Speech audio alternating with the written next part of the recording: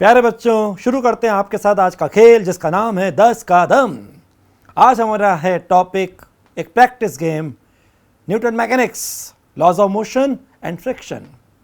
बच्चों यहाँ पे आपका अप्रोच होता है फ्री बॉडी डायग्राम। इसमें जितने भी फोर्स इन्वॉल्व होते हैं, आपको जिस बॉडी का आपको बनाना है FFD, एक तो देखना है किसके रेस्पेक्ट बनाना है, क्योंकि हर चीज़ रिलेटिव होती है। मैंने शुरू में कहा था रेस्ट वर्ड हो या मोशन वर्ड हो, हमेशा ये होते हैं रिलेटिव टर्म्स, कभी कोई इनमें एब्सोल्यूट नहीं होता। कोई ना कोई ऑब्जर्वर के रेस्पेक्ट में इसको डिस्क्राइब किया जाता है या वो कुछ उसके बारे में बोलता है। ऐसे यहाँ पर अगर आपको FFD बनाना है तो आपको किस फ्रेम से बनाना है, आप कहाँ पर हो, बस अपने को बिठा दो। मैंने शुरू में कहा था खेल है, इसको आपको खेलना है, इसलिए आप हमेशा इस पर बन जाओ ऑब्जर्वर। आप इसके अंदर अपने को इन्वॉल्व करके चलो। अब अगर आप ग्राउंड पर हैं तो आप वहाँ के रेफरेंस से बनाएंगे, और अगर आप किसी और मूविंग बॉडी पर बन जाते बैठ जाते तो वहाँ से बनाएंगे। लेकिन बनाना क्या है FFD।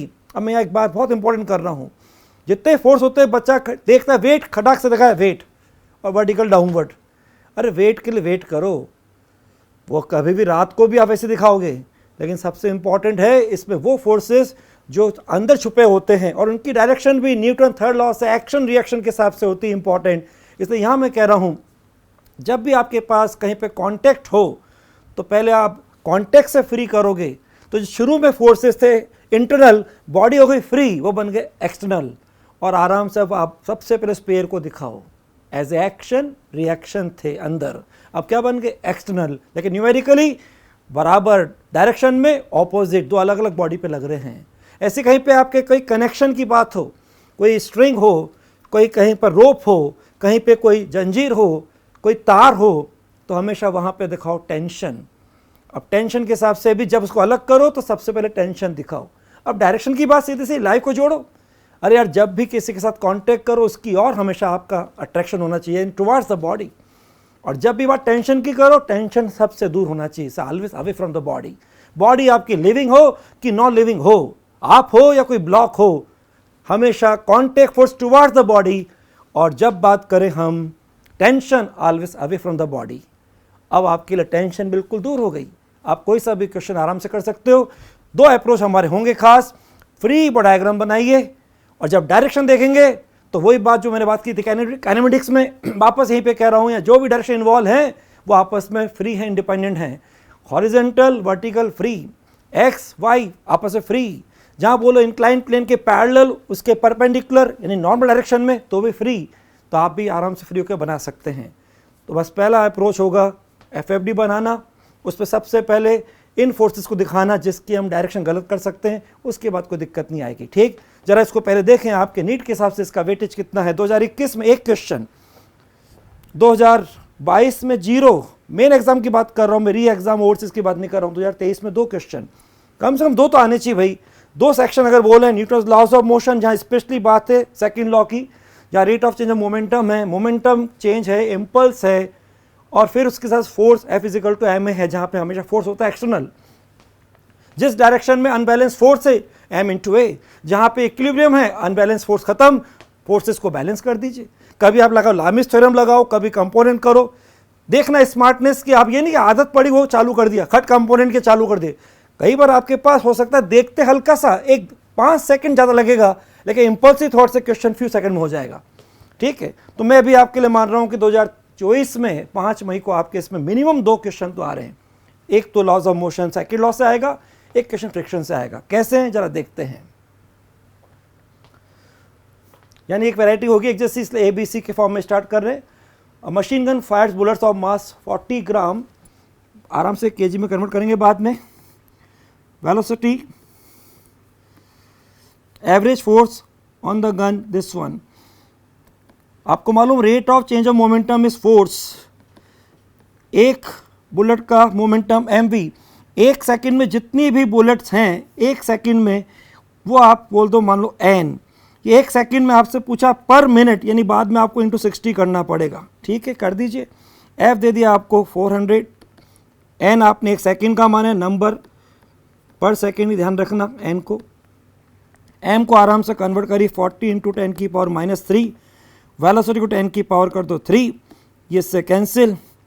n इक्वल टू आ गया मेरा 400/40 यानी कि 10, तो पर मिनट कितना हो जाएगा 10 इंटू 60 यानी कि 600 बुलेट्स पर minute.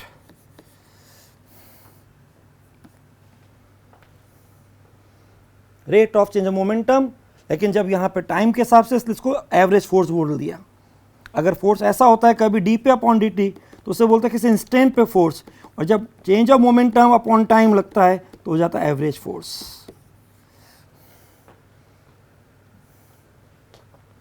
Disc of mass notation दे दीजिए, फ्लोटिंग हॉरिजॉन्टली इन एयर, दिख रहा है इसका वेट नीचे है, अगर हम लगातार इस पर कुछ मोमेंटम देकर rate of change of momentum के हिसाब से फोर्स दे दें, वो फोर्स जो रेट ऑफ चेंज मोमेंटम से आ रहा है वो वेट को बैलेंस करेगा। पूरा तो आपकी हेल्प कर रखी है। क्या बोला है, firing bullets of this small M कह दीजिए vertically rate of per second, okay, the bullets rebound to the same speed, the speed with which this और हेड विल बी। मान लीजिए आपने स्पीड v मानी, 1 सेकेंड में n बुलेट्स हैं, वापस rebound with the same speed, इसका मतलब initial momentum N M V 1 second के हिसाब से, लौटने वाला momentum plus M N A V मान लीजिए, कोई सा प्लस माइनस मान लीजिए, न्यूमेरिकल मतलब है चेंज करना है कुल मिलाकर, न्यूमेरिकली डेल्टा पी हो जाएगा 2m एन वी पर सेकेंड के हिसाब से, ये हो जाएगा rate of change of momentum, इसको डेल्टा टी भी कह सकते हैं एक तरह से। ये हो गया आपके लिए पर सेकेंड है मोमेंटम इनिशियल, ये पर सेकेंड है फाइनल मोमेंटम, तो ये हो गया आपके लिए फोर्स। जो फोर्स किसको बैलेंस कर रहा है, ये हो गया आपका 2m N V M G को बैलेंस कर रहा है। रख दीजिए, जी दिया है क्या, 9.8 दिया, ठीक है। अगर नहीं दिया हो, 9.8 नहीं दिया हो तो स्पेशली 10 देना पड़ेगा उनको, और जब 10 नहीं दिया हो तो आप ऑप्शन देख लीजिए किस तरह से, तो कहाँ 10 लेना कहाँ नहीं दिख जाएगा। क्या निकालना है मुझे, v निकालना है, okay, capital M G upon 2m n, रख दीजिए अब सब के जी में, 1 इंटू 9.8 अपॉन 2, मास कितना 0.05 kg यानी 5 इंटू 10 की पावर -2, और n का मतलब 10 पर सेकेंड, 10 पर सेकेंड, 2 पंजे 10, 10 ये ख़त्म, कुल मिलाकर हो गया 9.8, और कुछ रहा क्या, यही आ रहा है मीटर पर सेकेंड। तो बच्चों खास बात तो इसमें rate of change of momentum वो एवरेज मोमेंटम चेंज के हिसाब से एवरेज फोर्स हो या D P upon D T हो तो उसके हिसाब से ये, और कभी आपको फोर्स टाइम का ग्राफ दे दो, अपन पहले कर चुके कि कैसे उल्टा निकाल सकते हैं चेंज इन मोमेंटम। ठीक है, आगे बढ़ते हैं। By force component variation with time is shown is, अच्छा X component, Y component, Z component, अरे वही अगली बात, F T graph.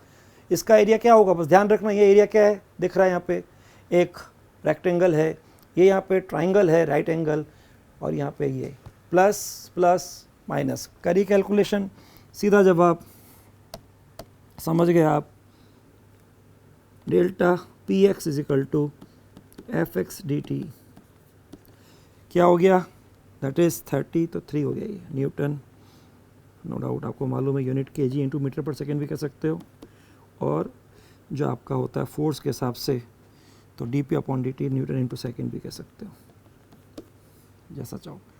Delta P Y ये एरिया आधा कर दीजिए,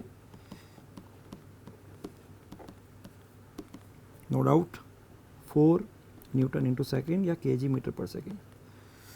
delta P Z minus sine से आएगा, दिख रहा नीचे, ये प्लस ये प्लस, इसका ध्यान रखना, ये ट्राइंगल राइट एंगल ट्राइंगल के हिसाब से, कई बार खुशी में पूरा स्क्वायर ले लेते हैं, ये -5 पूरा न्यूटन इंटू सेकेंड।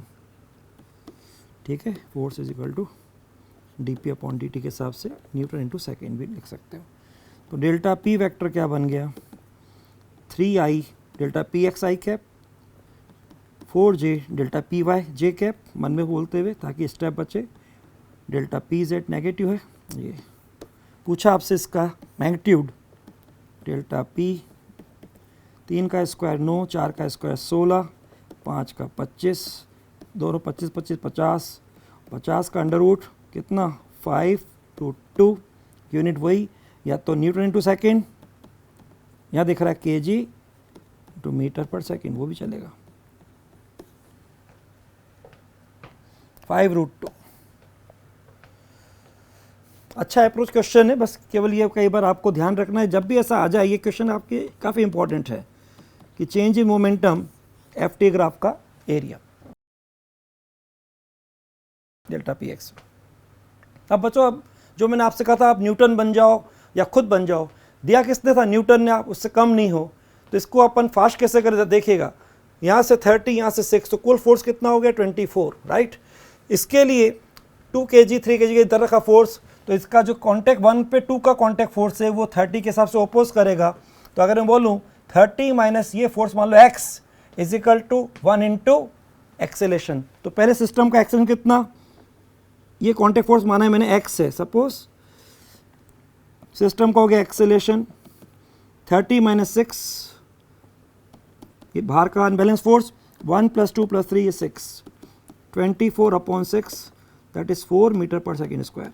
अब आप बन जाइए यहाँ पर सीधे, जिसको मैंने ऐसे बोला है कि ये इसका force on 1 due to 2 contact force, जिसको x माना है 30 और ये एक्सेलेरेशन 4 लगा दो।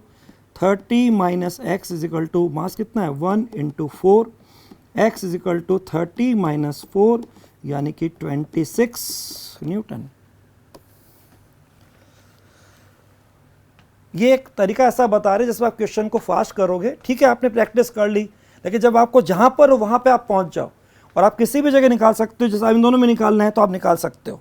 आप बोल सकते हो इनके लिए फोर्स क्या होगा, कुल मिला के एक फोर्स इधर से मिल रहा है वो x है, इधर मान लो को y मान लो ये 2, ये अभी भी कितना है? 4 मीटर पर सेकेंड स्क्वायर। इसकी इक्वेशन क्या बनेगी? x minus Y is equal to 2 into 4, x minus Y is equal to 8, तो y इज इक्वल टू क्या हुआ? उधर जाके y प्लस हो गया, इधर आके x माइनस 8 हो गया। x कितना था? 26 माइनस 8 यानी कि 18 न्यूटन। ये भी निकाल सकते हैं। ठीक है, नेक्स्ट फिर बनो न्यूटन। क्या बोल रहा है? Uniform rope of mass m length is placed, unit length का मास मान लो m/L। ठीक है, horizontal force acting on the one end of rope दिख रहा है डायग्राम में। Calculate the tension the rope at a distance x as shown, यहाँ से इस डिस्टेंस के हिसाब से। ठीक, तो इतना सा बोलूँगा ओवरऑल पूरा मास कितना m है, a इज इक्वल टू हो गया F/m। हर पार्ट इससे चल रहा है, इसी एक्सेलरेशन चल रहा है हर पार्ट। मुझे यहाँ पे निकालना है टेंशन, तो मैं कह दूंगा इस समय ये जो पार्ट है जिसकी यहाँ पर लेंथ x है, इसका मास क्या हो जाएगा? Lambda x। इसको t तो चला रहा है, यहाँ t तो है, और क्या है? इस वाले पार्ट का मास क्या होगा? लैम्डा x t, और क्या है एक्सेलरेशन? ये। तो मेरा जवाब हो गया t is equal to mass into acceleration. Mass कितना? लैम्डा x कितना? F/m। तो t is equal to lambda को रख दो मन से, आपने बोला था m/l रख दो, x F/m। m से m कैंसिल, इसका मतलब टेंशन हो गया इस पोजीशन पर Fx/L, खत्म। Fx/L। Next, a weight W suspend from the ceiling and wall with the help of light string. The tension the horizontal string measured to be 60 Newton. The weight W is closest to. अब generally आपकी आदत क्या होती है? खटाक से resolve करते हो। मैं देख रहा हूँ इस समय लामिस थ्योरम से ये सब 90 है, ये हो गया 135, लेकिन ये भी 90 है, तो ये रिमेनिंग 135। इसका मतलब अगर ये मेरा W है तो W upon sine 135 is equal to 60 upon sine 135, यानी मेरा सीधा जवाब हो गया W इज इक्वल टू 60, अगर W पूछा है तो। न्यूटन। आप इसमें रिजॉल्व करते फालतू में टाइम वेस्ट करते, आपको आता है करना, लेकिन ऐसी स्मार्टनेस भी लाइए। मैंने यूज़ करी कौन सी? लामिस थ्योरम। ध्यान होगा, लामिस थ्योरम, P के सामने अल्फा हो, Q के सामने बीटा हो, ऐसा फोर्स मानना, R के सामने गामा हो। तो P upon sine alpha, Q upon sine beta, R upon sine gamma.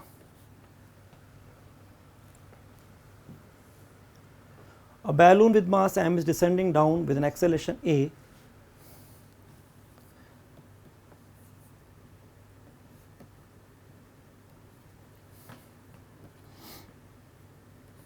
Balloon पर एयर थ्रस्ट कुछ भी मान लीजिए, एफ एयर लग रहा ऊपर, तो इसकी इक्वेशन बन जाएगी, नीचे जा रहा है तो M G minus F A is equal to M A. पहली कंडीशन ये हो गई जहाँ ए की वैल्यू लेस देन जी है, ठीक है। How much mass should be remove from it, इससे कुछ भी मास निकल गया मान लीजिए, सपोज एक्स मास निकल गया, तो अब मास क्या रह गया, एम माइनस एक्स। फिर एक्सेलरेशन ए अपवर्ड, अच्छा नो डाउट, अभी भी कह रहे हैं volume does not change, volume does not, अभी थ्रस्ट वही लगेगा, एयर का जो थ्रस्ट है वो वही रहेगा, क्योंकि वो डिपेंड करता है वॉल्यूम पर। जब वॉल्यूम अनचेंज, इसका मतलब मेरी इक्वेशन हो जाएगी F A minus M minus X into G, ध्यान से रखें mass M minus X into ए।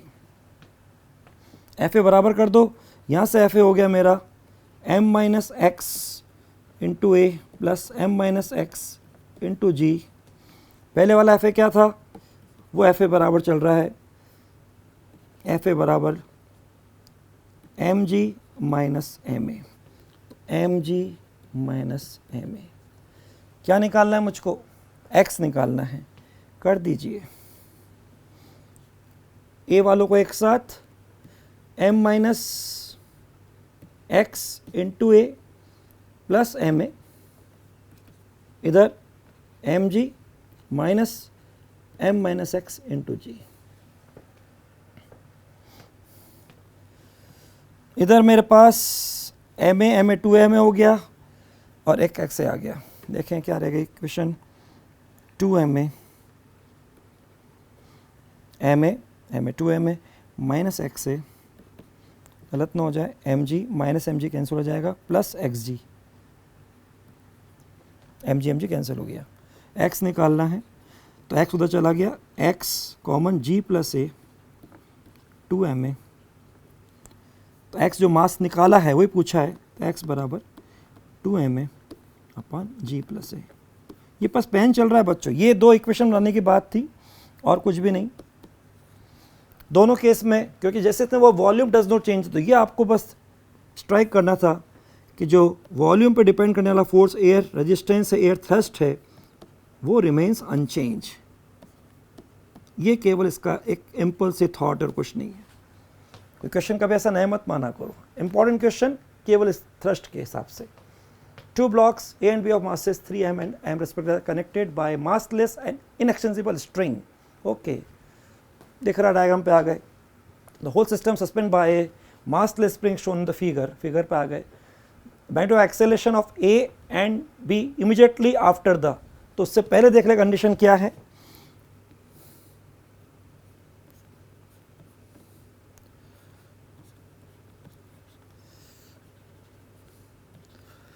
मान लो यहाँ पर वेट तो आराम से करेंगे, ये टेंशन हम मान लेते हैं T1, ये T2। बस इस समय शुरू में T1 बैलेंस कर रहा है B के वेट को, तो सीधे T1 is equal to B का वेट अलग अलग है सेम M है, ठीक है, M और 3m, mg, ये B की बात हो गई। A पे आ जाइए, ब्लॉक को नाम दे रहा हूँ इसलिए, इस पे आ जाइए, इसका 3m है, तो इसके लिए दिख रहा है मुझे 3m के हिसाब से ऐसे दिखा दें, T1 भी नीचे, वेट भी नीचे, और ऊपर कह दीजिए T2 जो स्प्रिंग वाला फोर्स दिख रहा है, तो T2 is equal to T1 plus 3mg number 2, T1 equal to mg रख दो यहाँ पर, तो T2 is equal to mg plus 3mg 4mg, finally 2 ये बन गया। अब देखिए इस समय जब तक पहली वाली कंडीशन है T1 और T2 की वैल्यू आपके पास है, अपने आप में क्वेश्चन हो गया, यहाँ पे आपके पास है mg, ऊपर है 4mg। जैसे इसको कट किया, कट करते ही ये तो फ्री फॉल हो गया, तो ये तो जी से गिरेगा, तो इसका तो हो जाएगा एक्सेलरेशन सीधे g, इसको मैं ए भी बोल देता हूँ। और इसकी बात करूँ तो इस पर स्प्रिंग के हिसाब से जो फोर्स था T2 कितना था 4mg, नीचे खत्म हो गया टेंशन, केवल रह गया इसका वेट 3mg। इसको मिला ऊपर एक्सेलरेशन ब्लॉक ए को, और वो मेरे को दिख रहा है 4mg माइनस 3mg, यानी क्या होगा एक्सेलरेशन, यहाँ जाके कब रह गया बोलता हूँ 4mg minus 3mg, mg upon 3m, ढंग से आराम से, यानी कि g/3, g/3। मेरा जवाब आ गया A का ऊपर की ओर g/3 और B का नीचे की ओर g। पूछा इन्होंने मैग्नीट्यूड्स ऑफ एक्सेलेरेशन, ठीक है, वैल्यू g/3 A और g for B, g/3 A और B है तो g/3 g, ये सही लग रहा है, ये गलत, ये गलत, ये गलत। और अगर इस पर डायरेक्शन बोले तो g/3 ऊपर और g नीचे। क्वेश्चन पढ़ते जाओ, क्वेश्चन आराम से हो जाएगा, कोई खास बात नहीं। जैसे अपन स्ट्रिंग को कट करते हैं, टेंशन जो T1 है 0 हो जाएगा, तो नीचे वाला फ्री फॉल करेगा, और फ्री फॉल मतलब जी से गिरेगा। A block of mass m is placed on a smooth inclined plane, smooth, okay. Theta inclination दे रखा है, फिगर आगे फिगर पर आपको दिख रहा है क्वेश्चन स्टैंडर्ड। जैसे ही मैं इसको दूंगा ये बन जाएगा इस छोटे से ब्लॉक के लिए नॉन इनिशियल, इस पे लगा सूडो फोर्स इधर की और एम ए, और जैसे ही करेंगे सदाबहार आपका तरीका,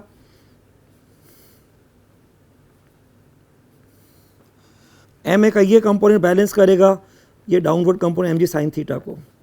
ये अगर थीटा है तो ये थीटा हो जाएगा, तो ये हो जाएगा एम ए कॉस थीटा। तो M A cos theta balance कर रहा है along the incline plane M ji sine theta को। आपसे ये पूछा है कि ब्लॉक को वेज पे हमको क्या रखना है, रेस्ट रखना है, तो ये कितना हो, एम से एम गया, साइन अपॉन कॉस टेन हो गया, ए बराबर जी टेन थीटा। एक स्टैंडर्ड क्वेश्चन, इसका आगे और फॉर्म में ले सकते हैं, लेकिन एक स्टैंडर्ड क्वेश्चन। डायग्राम देखते आपको याद आना चाहिए, कई बार कम्प्यूटर एग्जाम में आ चुका है दूसरे, ठीक। बस इतना सा, जैसे दिया ये बना नॉन इनिशियल, उस पर अपन लगाते सूडो फोर्स, और सूडो फोर्स आप जानते हो सूडो फोर्स का काम क्या है, जो non initial frame of reference है उसको ऐसा कन्वर्ट कर दो कि उस पर अपन न्यूटन्स के लॉ लगा सकें।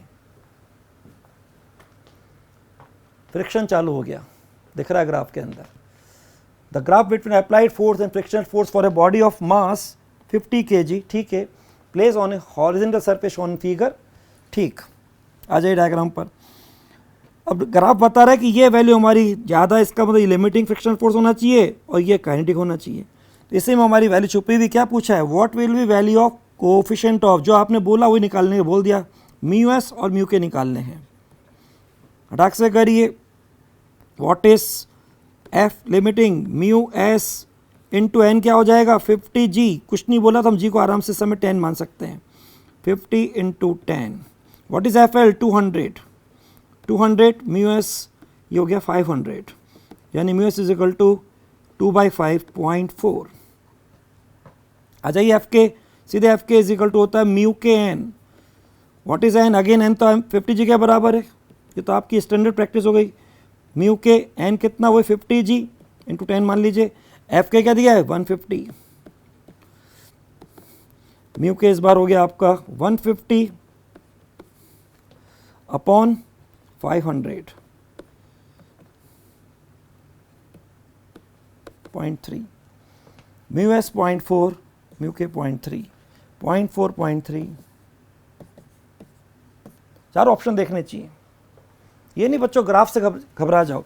ग्राफ तो हमेशा जब देखो पिक्चर मान के चलो, पिक्चर अच्छी लगनी चाहिए ना, इसलिए हंसता चेहरा बना लो। ग्राफ से दिख रहा है कि वैल्यू ज़्यादा कौन सी होती है, लिमिटिंग की, क्योंकि स्टैटिक नेचर का है, और फिर जाकर बॉडी चले आराम से के हिसाब से कि चल रही है एक, तो फिर काइनेटिक आ जाएगा, जहाँ हमेशा म्यू के हमेशा म्यू एस से कम होता है।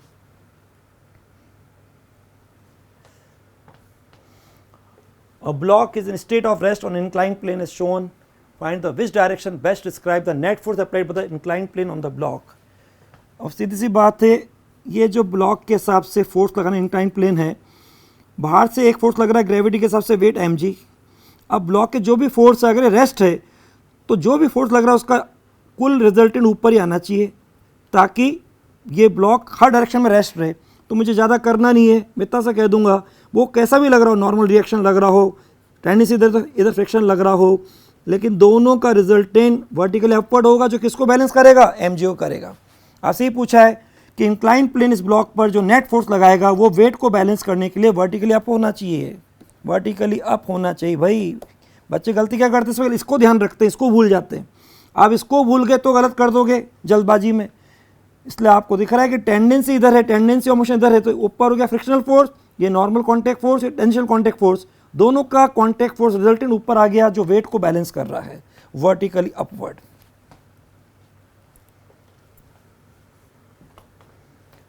A body of mass m is kept on a rough horizontal surface. ठीक है, फ्रिक्शन कोफिशिएंट म्यू. कई बार आपको एक ही देते हैं म्यू, इसका मतलब वहाँ आपको डिफरेंस नहीं कर रहे. अब देखना है कि टेंडेंसी ऑफ मोशन किधर है, तो फ्रिक्शन फोर्स किधर लगता है. Force applied on the body, horizontal force applied on the body, horizontal does not move. चलिए साहब जैसा बोल रहा है कर लेते हैं. रफ सरफेस म्यू, ये सदाभार एन, टेंडेंसी ऑफ मोशन के हिसाब से इधर, तो फ्रिक्शन होगा इधर. The resultant of normal reaction and frictional force, इन दोनों का रिजल्टेंट को इधर हो जाएगा. इसको नाम देते resultant R, given by F. जो एफ ही दे दिया इसको, आप एफ दे दिया, तो आप सीधे बोलो जो बोला उसको लिख दो एफ. दोनों आपस राइट एंगल है, तो F is equal to N square plus F square. Static nature का ये लिख दीजिए, स्क्वायर कर दीजिए. अब यहाँ से आपके पास एफ एस की वैल्यू क्या आ गई, एफ स्क्वायर हो गया N, F square minus N square, F S is equal to F square minus N square का अंडर रूट. अब हम हमेशा जब भी ऐसा कोई क्वेश्चन आ जाए कि कितना मैक्सिमम मिनिमम आपको मालूम है, उससे बस मुस्कुराते हुए चलो, क्योंकि आप जानते हो ये फ्रिक्शनल फोर्स लिमिटिंग के साथ ही रिलेशन रखता है. अब आराम से रख दीजिए एफ एस की जगह F square minus N square under root. इसको लिख दीजिए आप mu S into N. What is N, N balance no doubt always M G. आगे बन जाएगा F square minus N square under root that's equal to mu S M G. Square कर दो दोनों side, F square minus N square mu S M G का whole square. इस symbol को चलने तो साथ साथ, आप तो मान के चलो बराबर ही चल रहा है, फिर बाद में देखें क्या है. मुझे निकालना है एफ को, और एन की वैल्यू क्या है एम जी. तो मेरा यहाँ से एफ स्क्वायर हो गया, उधर जाके N square plus mu S M G whole square. N square को लिखते हैं एम जी, तो एम जी स्क्वायर कॉमन ले लो, M G square 1 plus mu S square is equal to F square. अब अंडर रूट कर लो दोनों साइड, जगह बनाए थोड़ी सी.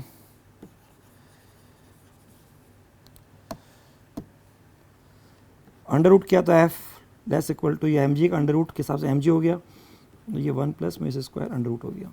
मैंने म्यू एस लिखा है, इन्होंने इसको म्यू लिखा है, कोई बात नहीं, बात वही है. अब आप इसको देखो आराम से, ये रिलेशन कह रहा है जो ये रिजल्टेंट फोर्स है नॉर्मल रिएक्शन और फ्रिक्शन फोर्स का इस ब्लॉक पर, वो या तो इस वैल्यू से कम हो या मैक्सिमम इसके बराबर हो. इसका मतलब यहाँ से इसकी एफ मैक्सिमम की वैल्यू आ रही है. अगर ये पूछ भी लेता तो मैं आगे बोलता ये इसकी maximum value M G 1 plus mu S square under root. Relation तो हमारा आ गया नो डाउट, लेकिन यहाँ से ये जब ऐसा रिलेशन आता है इसका मतलब ये इसकी कौन सी वैल्यू आ रही है मैक्सिमम. अब मैं लिख सकता हूँ बराबर करके M G 1 plus mu square का अंडर रूट. स्मॉल एम है, कैपिटल एम से मतलब नहीं, लेकिन सिंबल का ध्यान रखना इतना इंपॉर्टेंट नहीं. ये हमारे लिए बता रहा है एफ मैक्सिमम कितना होगा. एक अच्छा क्वेश्चन, बहुत ही स्टैंडर्ड क्वेश्चन. कभी आ जाए तो इस सिंबल से मत घबराना, हंसता चेहरा रखना. 3 cases shown in the figure, blocks are moving constant velocity. जैसे बोला कांस्टेंट यानी कि बात चल रही फ्रिक्शन फोर्स जो हमेशा होता है मोशन के केस में म्यू के एन. अब फ्रिक्शनल फोर्स को ए बी सी के साथ दे रखा है, ये तो आपके लिए कॉमन है. नॉर्मल रिएक्शन की वैल्यू जिस ऑर्डर में होगी इसी ऑर्डर में एफ हो जाएगा. देखिए जरा नॉर्मल रिएक्शन, यहाँ तो सीधे ये इसके बराबर N equal to no doubt M G. इधर देखें इसको एन बी कर देते हैं इसको. ये कंपोनेंट हमारे लिए ऊपर गया साइन वाला, और इधर ये एम जी. इधर देखें तो ये हमारे इधर नीचे आएगा कंपोनेंट, एक हॉरिजॉन्टल जाएगा इधर जाएगा. ये अगर एंगल थीटा तो ये थीटा. अगेन ये कंपोनेंट जो आपका F3 है वो F3 नीचे हो जाएगा साइन थीटा, और इधर कॉस. इधर आपके पास इस रिएक्शन को बोलें NC. अब बैलेंस कर लीजिए, N इक्वल टू तो हो गया mg,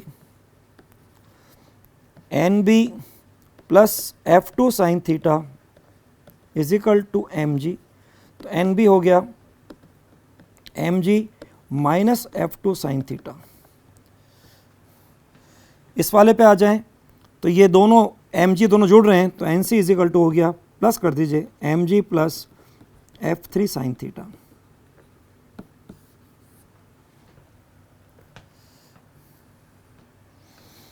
अब आप देख रहे हो रिएक्शन के हिसाब से नॉर्मल रिएक्शन यहाँ पे mg है, यहाँ पे mg माइनस है और यहाँ mg प्लस है, यानी कि nc की वैल्यू नो डाउट na से ज़्यादा और na की वैल्यू nb से ज़्यादा, इसलिए फ्रिक्शनल फोर्स Fc की वैल्यू Fa से ज़्यादा।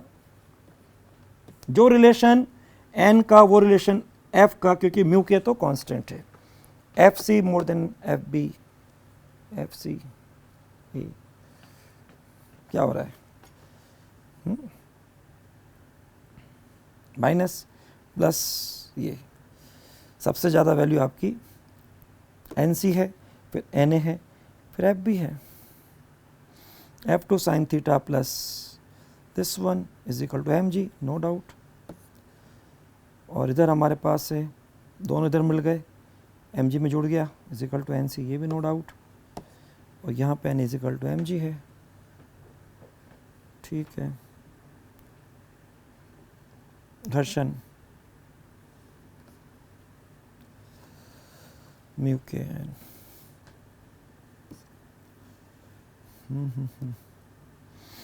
Fc की वैल्यू Fa से ज़्यादा, Fc की वैल्यू Fa से ज़्यादा, याद तो रहा है क्या हुआ, सही।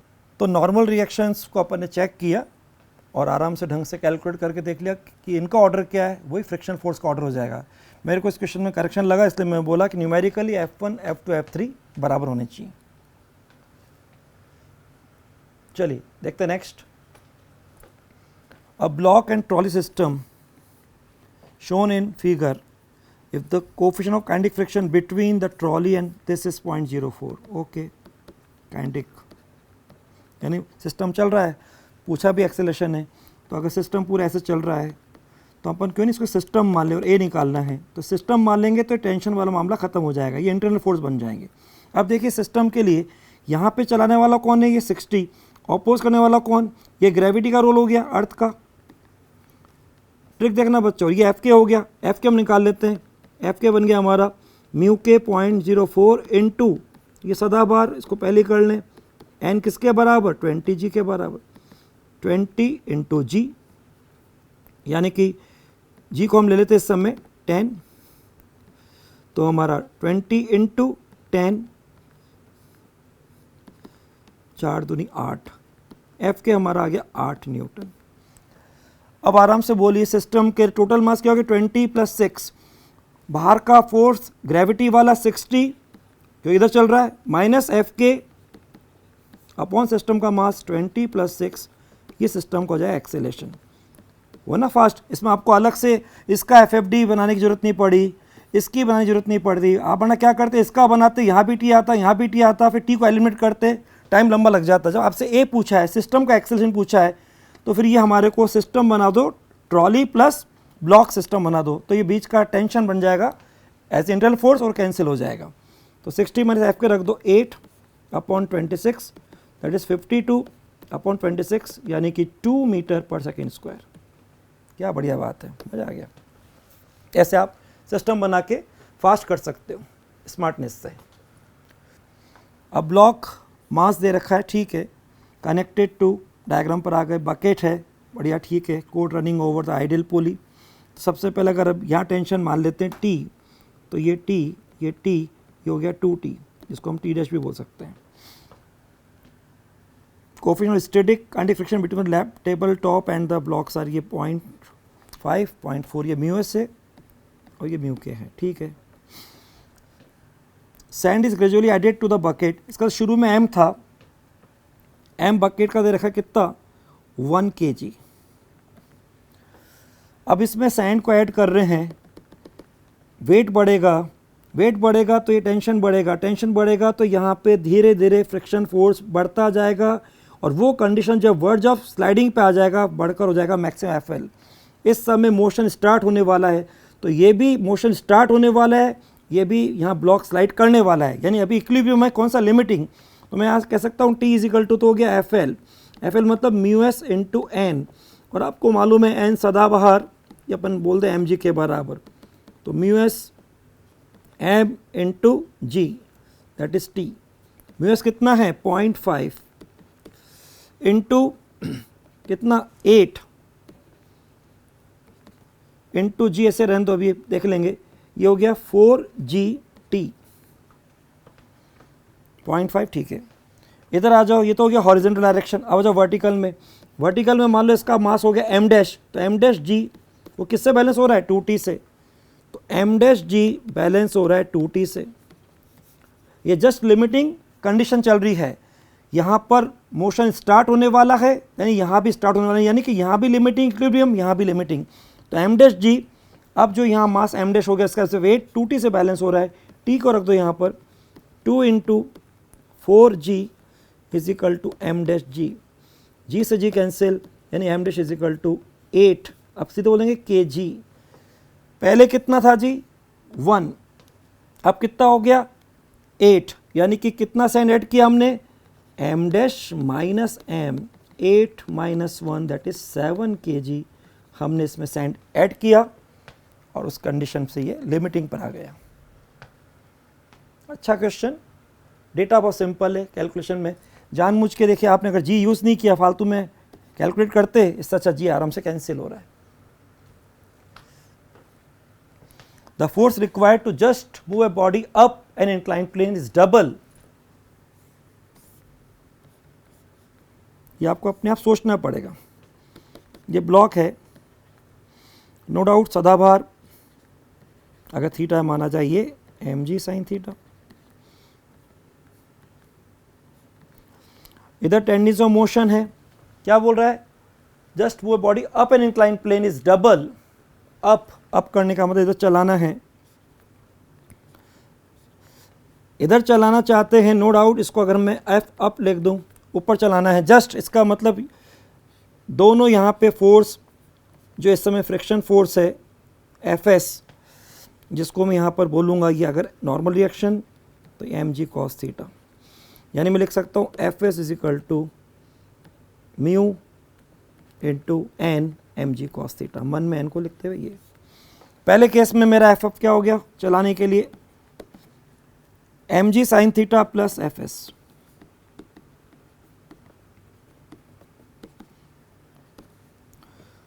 mg sin theta plus mu S, इसको म्यू लिख रखा है, म्यू चल दो, म्यू लिख दो, म्यू है कोई बात नहीं, लिख देंगे mg cos थीटा। ये पहला केस हो गया। Required to just prevent the body from sliding down the plane,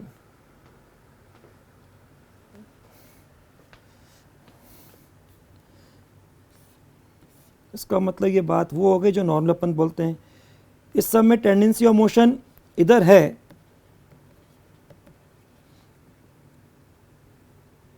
TOM, इधर हो जाएगा फ्रिक्शन फोर्स जो आप जनरली आप बोलते हो, अभी भी एन बैलेंस करेगा mg cos थीटा को। इस समय इसको प्रिवेंट करने के लिए जो डाउन जा रहा है उसके कंपेयर में हम इसको रोकना चाहते हैं, डाउन लिख देता हूँ। अब देखिए इस केस में Fs यहाँ पर हो गया, वैल्यू वही होगी म्यू mg cos थीटा, लेकिन इस समय F डाउन प्लस Fs मिलकर बैलेंस करेंगे mg sin थीटा को, यानी F डाउन जो रिक्वायर्ड है प्लस Fs मिलकर बैलेंस करेंगे mg sin थीटा को। F डाउन उधर जाके नेगेटिव हो जाएगा, mg sin theta minus mu mg, numerical बराबर है, ये बन गया 2। अभी आपका एक रिलेशन ऐसा बन गया कि एक में आ रहा है mg sin theta plus Fs और एक बार माइनस Fs, यानी कि mu S mg cos theta minus mu mg cos theta. मुझे बोला है कि ये force F up is twice of F down, ठीक है। कोई भी क्वेश्चन बना सकते हैं हम इसमें, हम इनका डिफरेंस भी पूछ सकते हैं तो भी आप कर सकते हो। अगर F अप माइनस FD आपसे पूछ लें, क्योंकि दिख रहा है प्लस वाला तो ज़्यादा है नो डाउट, उस वाले क्वेश्चन आपके वाले क्वेश्चन डबल दे रखा है। अगर मेरे क्वेश्चन डिफरेंस का होता तो जैसे डिफरेंस करूँगा ये खत्म हो जाएगा mg sin थीटा, ये माइनस माइनस प्लस हो जाएगा तो हो जाएगा 2 फ्रिक्शन फोर्स या फिर 2 म्यू mg cos थीटा। अभी आपका जो क्वेश्चन है उसको खत्म कर दें, पहले हटा दें, इसकी जरूरत नहीं अपने को। क्वेश्चन में जितने बन सकते हैं क्वेश्चन बच्चों से ट्राई करना चाहिए। मेरे को दे रखा ये फोर्स है तो आपका एम जी, अरे एक मिनट, एम जी साइन थीटा प्लस, इसको भी एफ एस से लिख देते, बारी बार जगह ज़्यादा ले रहा है, 2 टाइम्स एम जी sine theta minus F s. इधर आके एक एम जी साइन थीटा कैसे उधर कैंसिल हो गया, इधर आके जुड़ जाएगा ये, तो M ji sine theta is equal to 3 F S. अब रख दीजिए एम जी साइन थीटा, एफ एस को रख दो mu M G cos theta. Mu दे रखा है इसलिए मैंने म्यू लिख दिया, म्यू इसलिए लिख रहा हूँ। M G cancel, sine upon cos tan theta is equal to 3 mu, तो theta is equal to tan inverse 3 mu. तो ये तो आपका क्वेश्चन हो गया, यहाँ पे 3 आ रहा वो हो गया। लेकिन अगर ये वाला क्वेश्चन भी आ जाए तो भी आप आराम से कर सकते हो, और ये आप इसको स्टैंडर्ड मान लो लिखने के हिसाब से, F up F down, up में प्लस एफ एस, एफ डी में माइनस एफ एस, और जब डिफरेंस करें तो दोनों का डिफरेंस 2 एफ एस। न्यूमेरिकल से मतलब नहीं, अगर आपके पास एफ एस है जो आपका जनरली होता है म्यू के या म्यू इनटू, चल रहा है इसलिए म्यू के मानेंगे नो डाउट, अलग अलग दे तो म्यू का यूज़ करना होगा, म्यू इनटू वही एम जी कॉस थीटा। ठीक, इंपॉर्टेंट क्वेश्चन। फ्रिक्शन का मुझे इस बार क्वेश्चन इस तरह का आता हुआ दिख रहा है। मैंने शुरू में कहा 2 क्वेश्चन होंगे, एक लॉज ऑफ मोशन और एक फ्रिक्शन से। तो फ्रिक्शन का ऐसा क्वेश्चन, अब इसमें न्यूमेरिकल फॉर्म में हो कैसा भी हो, लेकिन आप इसको अपना बना लो स्टैंडर्ड। अप वाला कौन सा केस है, अगर आपको इसको ऊपर चलाना है, जस्ट डाउन वाला केस उसको प्रिवेंट करना है डाउन स्लाइडिंग मोशन के लिए, तो हमेशा एफ अप एफ डी से ज़्यादा है, और ज़्यादा डिफरेंस कितना है 2 एफ एस के बराबर। और अगर इसको रिलेशन में दे दें कि एफ अप 2 एफ डी, तो आपका क्वेश्चन हो गया, कोई दिक्कत नहीं। A block of mass placed on a rough inclined plane as shown in the figure. ये इसी की दे दी application, required to just move the block up the inclined plane, after the foot required to just prevent the block from sliding floor। वही आ गया अभी हाल जो आपने बोला था, खटाक से बोलिए मुस्कुराते हुए।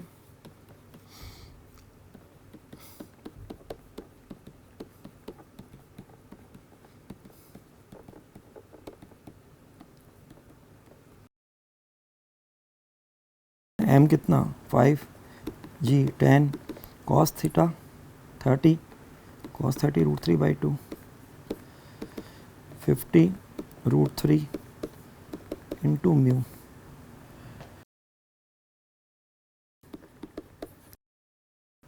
चेक कर लें, 50 √3 इंटू म्यू, तो ये हो जाएगा 5 √3 न्यूटन।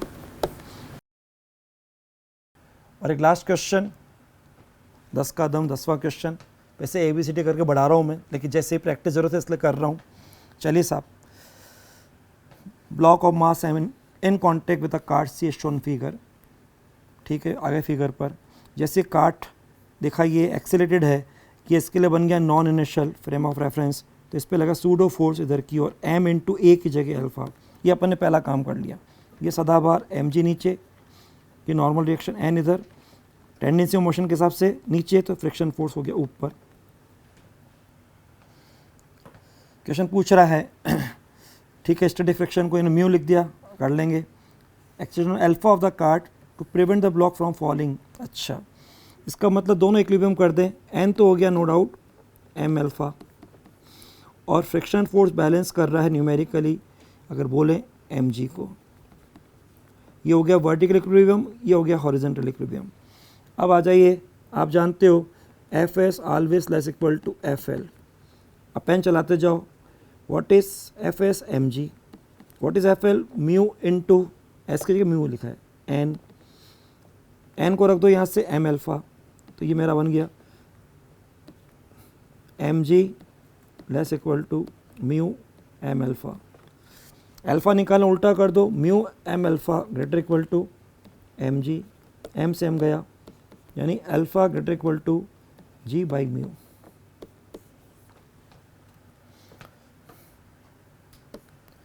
अब इसको अगर हम वैसा क्वेश्चन हो गया और ढंग से देखें तो ये कौन सी वैल्यू आ रही, मिनिमम की मैक्सिमम चेक कर रहे हैं। ये रिलेशन बोल रहा है अल्फा की वैल्यू जी बाई म्यू से या तो ज़्यादा हो या कम से कम इसके बराबर हो। वापस बोल रहा हूँ, या तो ये वैल्यू अल्फा की जी बाई म्यू से ज़्यादा हो या कम से कम बराबर हो, यानी ये अल्फा की यहाँ मिनिमम वैल्यू अगर बोली जाए तो जी बाई म्यू। तो अगर आपसे यहाँ पे क्वेश्चन में मिनिमम करके पूछे तो ये मत सोचना कि हमको मैक्सिमम मिनिमम करना है। ये जो सिंबल आता है ना बच्चों, ये वाला, ये कई बार आपको चीज़ को इससे लिख दो ए रिलेशन ये है, इसका मतलब ए की वैल्यू या तो बी से ज़्यादा हो या कम से कम बी के बराबर हो।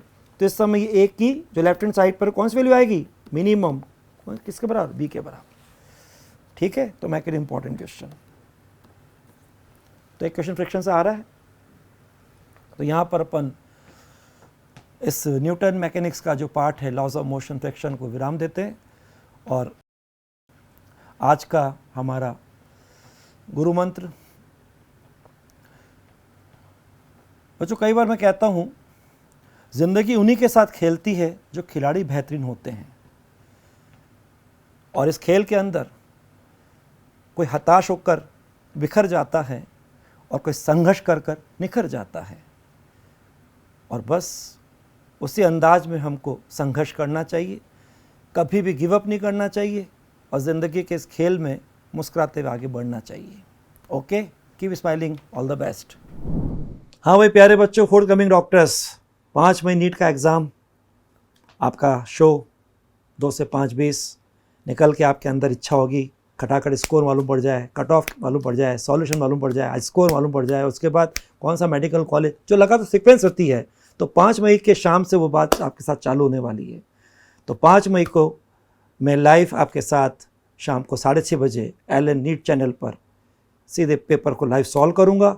उसी सीक्वेंस में आगे आपके केमिस्ट्री और बायो के सॉल्यूशन भी हो जाएंगे। उसी रात को आपको मालूम पड़ जाएगा कि आपका स्कोर क्या है, और आपके हाथ खाली मुट्ठी नहीं बंद मुट्ठी है, जिसमें आपकी अपनी वो चाहत हकीकत में आ चुकी है। ठीक है, तो आप भी इंतज़ार करिए, मैं भी बहुत बेताबी से इंतज़ार कर रहा हूँ। भूलना नहीं, 5 मई शाम को 6:30 बजे। ये केवल संभव LN पर है, क्योंकि LN है तो हर चीज़ मुमकिन है। Keep smiling.